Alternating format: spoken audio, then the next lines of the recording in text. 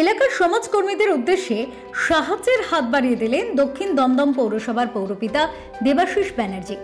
সাফাই কর্মী থেকে ডেঙ্গু কর্মী সবার হাতে পৌঁছে দিলেন ৫ লক্ষ টাকার স্বাস্থ্য বীমা। ১১৫ জন সমাজকর্মীর হাতেই পৌঁছে গেল স্বাস্থ্য বীমা।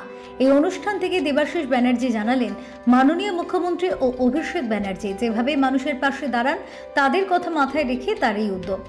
দেবাশিস ব্যানার্জি আরও জানান, পৌরসভা থেকে যে বেতন পান তার পাশাপাশি মেডিকেল ইন্স্যুরেন্স বাবদ ৩০,০০০ টাকা সহ তার নিজস্ব সঞ্চয়ের ৬ লক্ষ টাকা একত্রিত করে এদের স্বাস্থ্য বীমা করে দিলেন তিনি।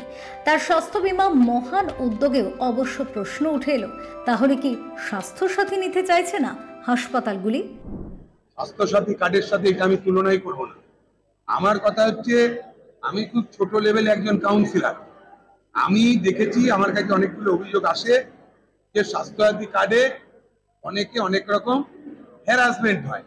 এই হ্যারাসমেন্ট আমার মুখ্যমন্ত্রী পর্যন্ত গেলে সঙ্গে সঙ্গে ব্যবস্থাও হয়, কিন্তু অনেকের সেই জায়গায় যাওয়ার মতন ক্ষমতা থাকে না।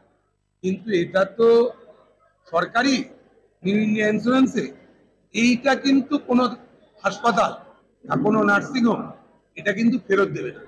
Bureau report, channel 10।